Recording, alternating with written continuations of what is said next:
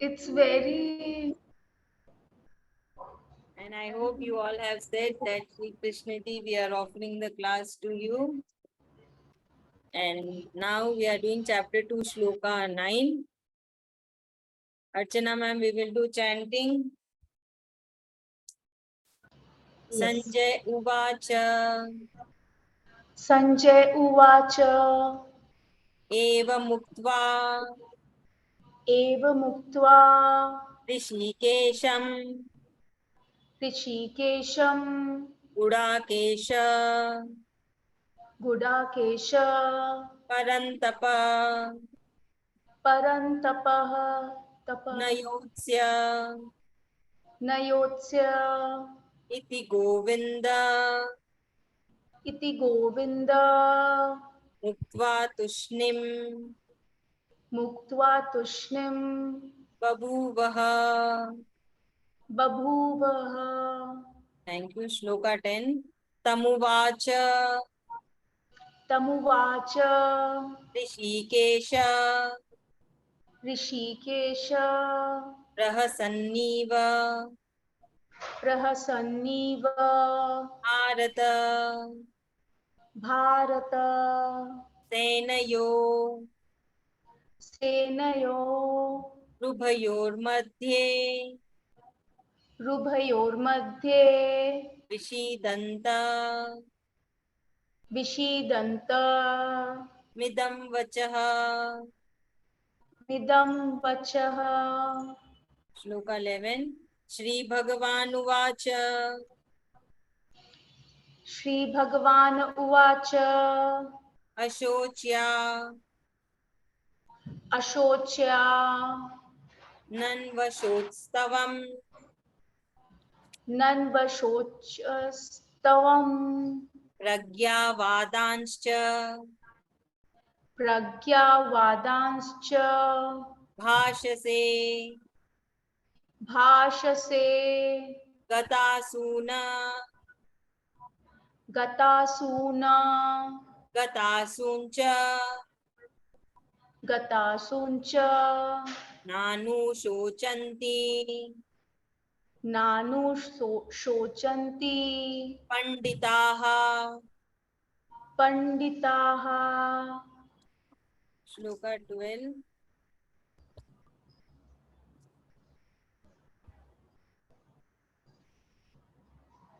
Na tvevaham Na Tvevaham jatunasam Jatunasam na tvam neme Na Tvam Neme janadipaha Janadhipaha na chaiva Na Cheva na bhavishyamaha Na Bhavishyamaha sarve vayamata Sarve Vayamataha param. Param. Thank you. Now we will do the meaning part. So till now Arjun is totally collapsed. He has expressed everything, and finally he said that Shri Krishna ji, I am surrendering myself to you. I am your disciple. I am your devotee. Please take care of me. So before that, he was just expressing and he was venting out. He was showing his emotions, his mixed emotions. And later in the last, he said that I am surrendering. So when he said that and he requested Sri Krishna ji to take care of him and to guide him, which is good for him overall, not just one particular part. He said that I am confused, I don't know what to do, and please guide me, which is best for me and which is best for my overall development. It is not just one particular part. So now Arjun is done. Now Sanjay comes into picture. Sanjay Uvacha, Sanjay said, Evam, thus, Uktva, having spoken, Rishikesh is Sri Krishna ji another name, the meaning, the master of mind and senses. Gudakesh is another name for Arjun, meaning the one the conqueror of sleep. That means Arjun had a boon that he can be awake without sleeping, but we cannot be. We have to sleep. We don't have that boon. We have to sleep after a certain point of time.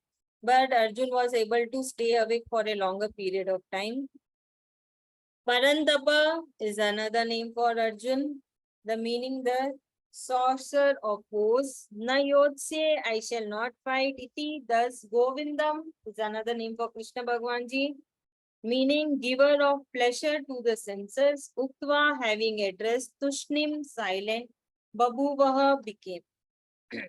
Now Arjun is saying that what happened after this. So he is addressing Arjun and Krishna Bhagwan Ji with different names. He is saying that then Sanjay spoke following words to Dhritarashtra that having thus spoken to Sri Krishna Ji, Arjun added, O Govinda, I shall not fight anymore. And he was silent. He was quiet. That means he is totally, he has expressed totally. So this happens, right? For us, if we take any of our situation, we are also like that. When we want to express something, we want to vent out, we will talk, we will say.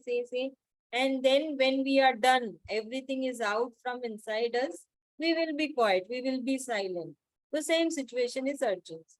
He has said, he had talked a lot, he has expressed, everything is out of Arjun, and now he's silent by saying that, done, I'm not going to fight anymore. So it is interesting to note that Sanjay always used explanatory names for Lord Shri Krishna Ji and Arjun.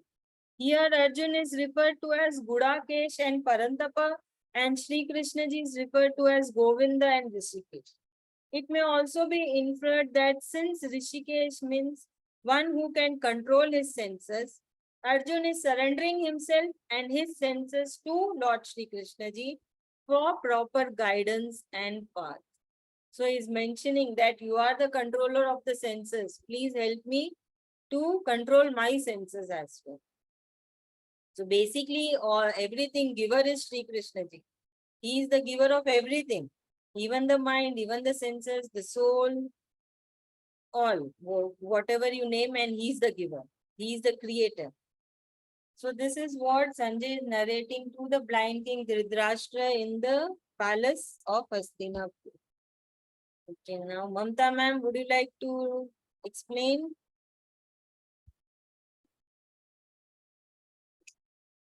Mamta ma'am. Okay, I think she's not there. Anyone? Archana ma'am or Rajini ma'am? Yeah. So here Sanjay is giving the information to Dhritarashtra that Arjuna is telling Krishnaji that he does not want to fight anymore. Here Arjuna is referred to as Gudakesha and Paramtapa, and Sri Krishna is referred to as Govinda and Rishikesha. So Arjuna is now totally he's vented out whatever was there in his mind. It has come out, and he has expressed himself to Sri Krishna that he does not want to fight anymore, and he has become silent after coming venting out all the things, the emotions that were going on in his mind. After venting out everything, he has become silent. Thank you so much. Shloka 10. Tama to him, Uvacha said, Rishikesh, Sri Krishna Ji, meaning the master of mind and senses, Parashan smilingly, Eva as if Bharat, here is Dhritarashtra, descendant of Bharat. So, both Kauravas and Pandavas are descendant of Bharat, that is Kuru dynasty. Sneyo of the armies, Ubhaya Madhye, in the midst of both the armies, Vishidantam, to the grief-stricken, Idam, this Vacha words. So, Sanjay is narrating that.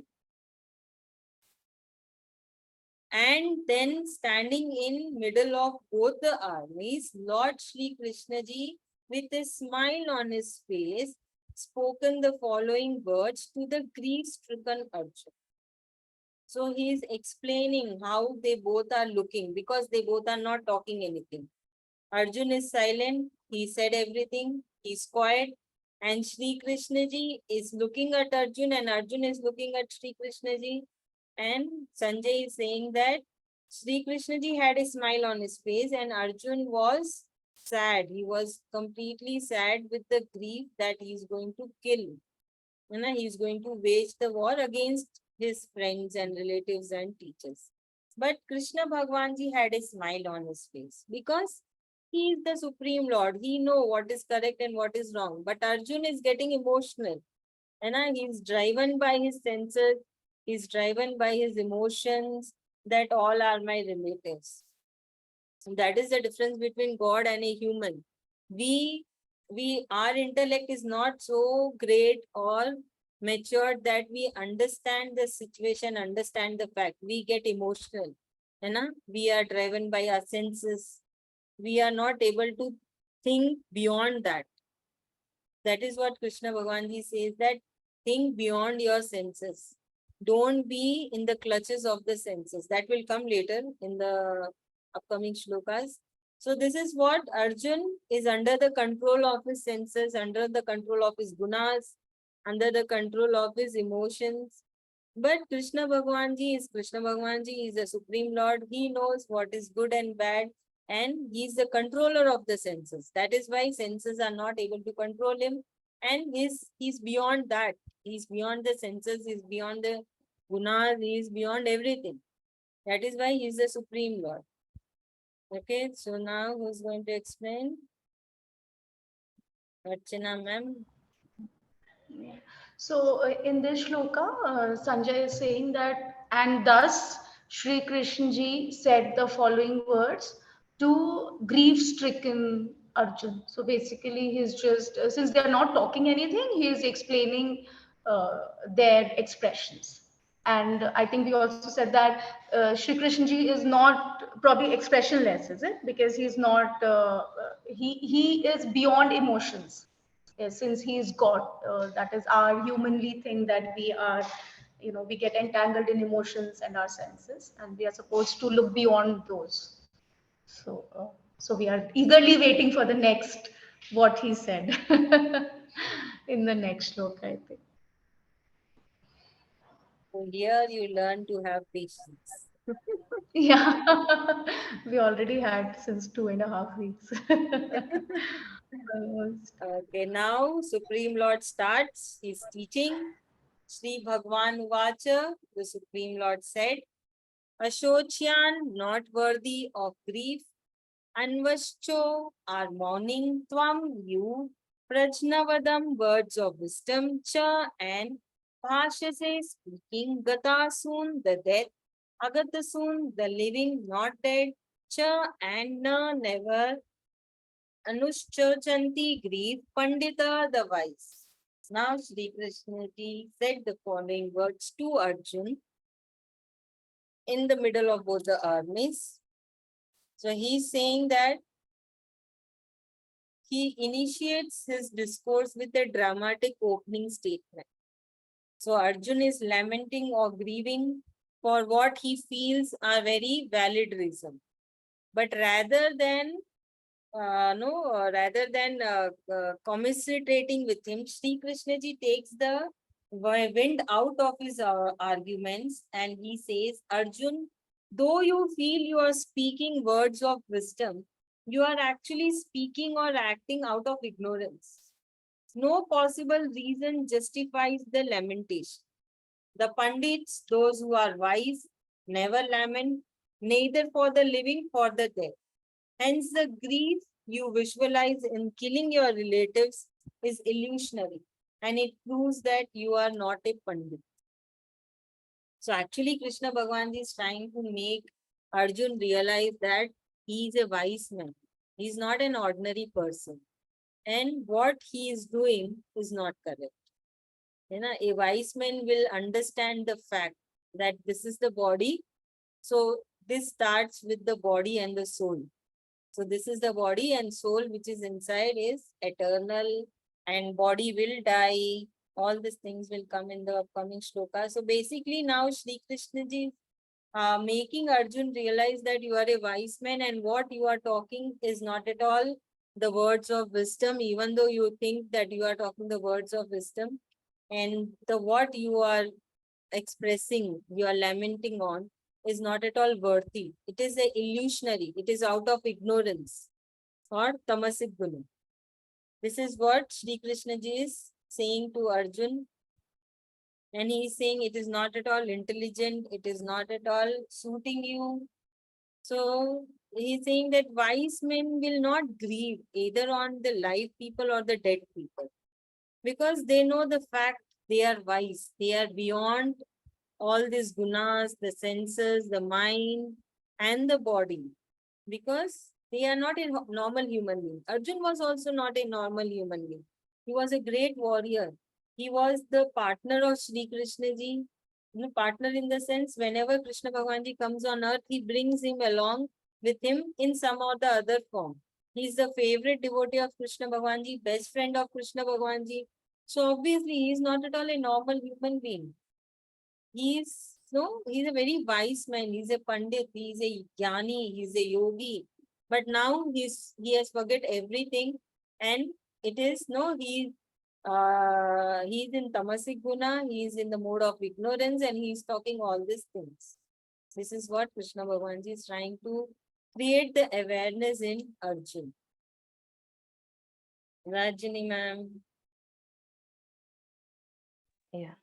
So here Sri Krishna ji is telling that Arjun, you are a wise man, and these words should not come from someone like you. You are a warrior, and there is no use showing sympathy for these people, because they do not deserve your sympathy or lamentation. So he says your sympathy basically is illusionary, and they don't deserve it at all.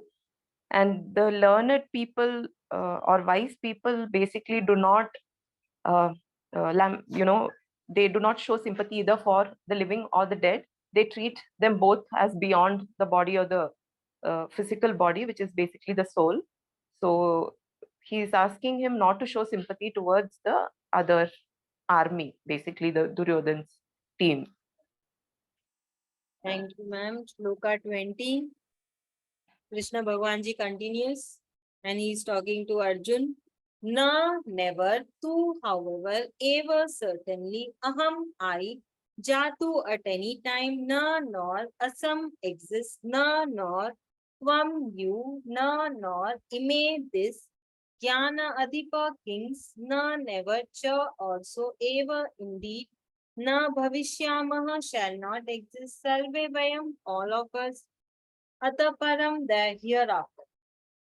So Sri Krishna ji is saying to Arjun that there was never a time when you were not existing, or I am not existing, or these kings are not existing. We all were there in the past, we are now in the present, and we all will be in the future. So what Krishna Bhagavan ji is trying to say, he is introducing the word or the term soul or Atma or the self. So he is introducing this term that only what dies then, only this body dies. So inside the body, there is a soul. So Krishna Bhagavan ji said that we all were there in the past. Krishna Bhagavan ji himself was there, Arjun was there, all these kings were there. Now also, we all are here. And in the future also, we will be there. So how? It is because of the soul. So it is the soul which keeps coming in a different body, in a different form. So Krishna Bhagavan is trying to say to Arjun, and he has introduced the term soul, Atma, or the self, which is immortal, eternal, which never dies. This is what has been said in Shloka 12. Archana ma'am, your turn. Yes, ma'am. So in this shloka also, like like in continuation with previous shloka, I think, uh, what Shri Krishna ji is trying to focus on is about, the eternal journey of the soul. So because of which, we human beings, we are so much concerned about life and death. We give so much of importance to life and death. So he's kind of trying to focus on that, and he's trying to tell Arjun that we all were there earlier also. We all are there today, and we all will be there going forward also. So whoever dies, and like since he is in so much of grief about the people who will die, so because of that he's saying, that is not actually death in terms of soul. It is just moving forward. So that is the thing that he's trying to bring in. Thank you. We will do two more shlokas, 13 and 14. So 13 and 14 are one of the important shlokas of Bhagavad Gita. It can be chanted when someone is dealing with enemy or death of your loved ones or depression. So these are the topics for 13 and 14. So there are three topics, and these shlokas are one of the famous shlokas of Gita. Rajini ma'am, we will do chanting. Yes, ma'am. Ma'am, They you said it is for sorrow. This one is for enemy, is it? Yeah, I'm just dealing right. with enemy and during the death of your loved ones and depression. Okay. Okay, ma'am. Yeah. Shloka 13. Dehino Dehino smin yatha sminyatha dehe dehe kaumaram kaumaram yauvanam yauvanam jara jara tatha tatha dehanta dehanta rapraptir rapraptir dhirastatra धीरस्तत्र namuihati. नमुह्यति Shloka 14.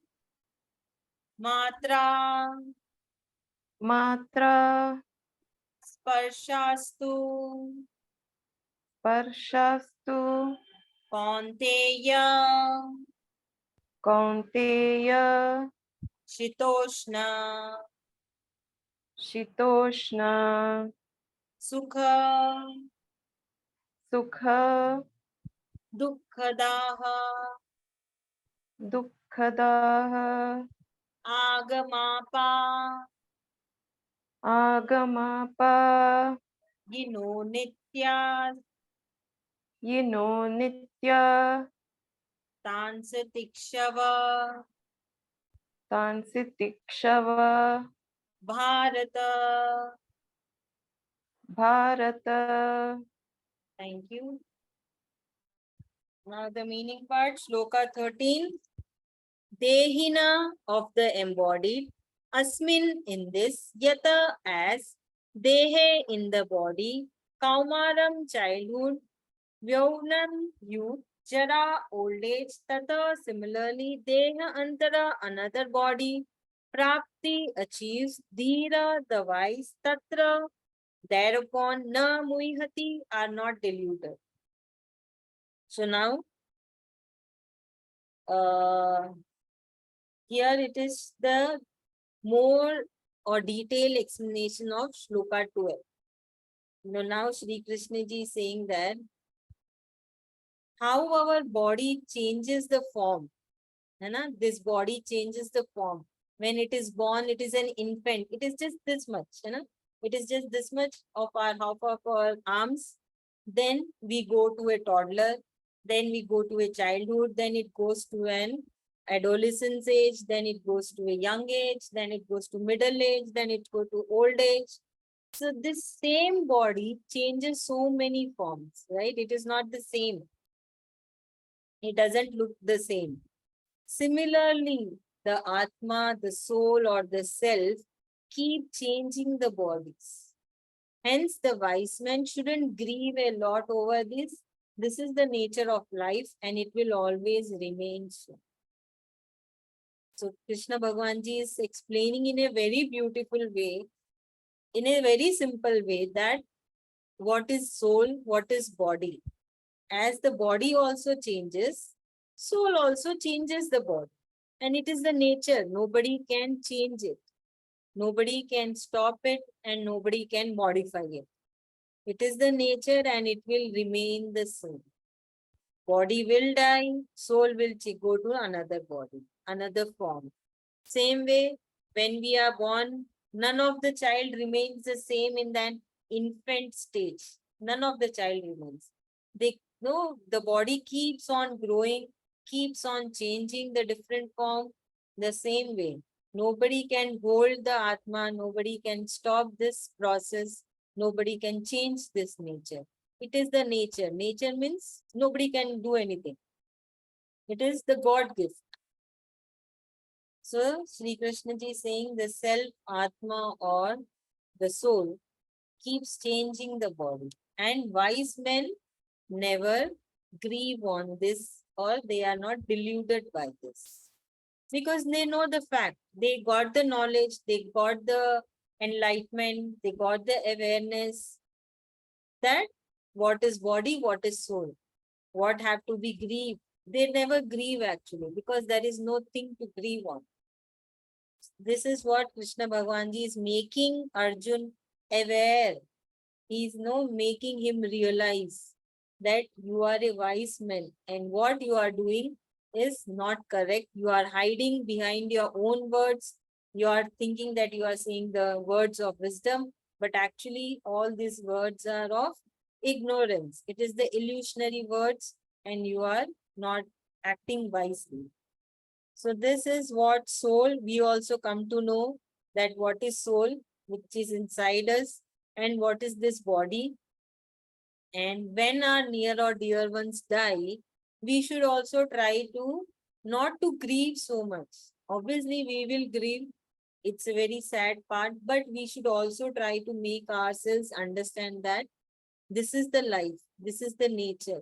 The body has to die and the soul is going to some other body. It is either going to the Krishna Ji's abode or going to another body. It is changing the body. So this will also come in a very nice way. Krishna Bhagwan Ji is trying to teach us actually what is soul and what is body. He is giving beautiful examples, beautiful way of trying to explain us, convince us. So generally, it is a very basic human behavior, like when we will take the example of kids. We first, how we will tell the child, please study. We will try to convince the child. Then we will try to give some other reason why you should study. Then we will try to bribe the child. Okay, I'll give you this, you study. Finally, when we are totally exhausted, we'll give one nice thing. We will first scream, then we will give nice. So this is the human nature. Sri Krishna ji knows that.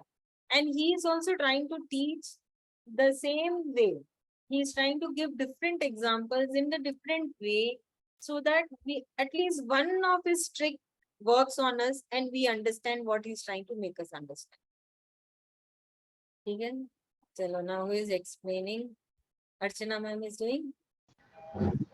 Yeah. So again, like in previous shlokas, I think I already said life and death in the previous shloka. Yeah. So again, here also he's explaining the same thing in a little more detail. Uh, it is actually, yeah, true. I mean, and that is why I think this shloka is to be read at the time of death, because at that time we are trying to make ourselves understand about this fact that that the way the body, human body, changes its form from infant to child to adult to old age, in the same way the soul also changes body from one body to another. And that's what he's again telling Arjun, that you as a wise man should be aware of that, and you should not get so much engrossed in this grief and in this thing of the current body. You should think it from the soul point of Shloka 14. Matra sparsha, contact of the senses with the sense objects. 2 indeed. Kaunteya is another name of Kunti. Sorry, Arjun, the son of Kunti. Sthita, winter. Ushna, summer. Sukha, happiness. Dukha, distress. Daha, gift. Agama, come. Apine, go. Anitya, non-permanent. Tan, then. Tiksva, tolerate. Bharata, descendant of Bharata. So here Krishna Bhagwan ji is saying, calling Arjuna as Kaunteya because he is the son of Kunti. So he is now giving an example of the summer, winter, the what we say the season. So here he is saying that the contact between the senses and the sense objects give rise to the feeling, perception of happiness and distress. Right? It is the senses with the contact of the sense objects that we get happiness or distress. Like if you see a flower, you get a smile on your face. But if you touch it on, you will be like, ouch.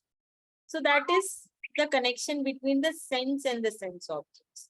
So Krishna Bhagwan ji is saying that all this happiness and distress is because of the senses and the connection between the connection with the sense objects. And Krishna Bhagwan ji is saying that these are not permanent.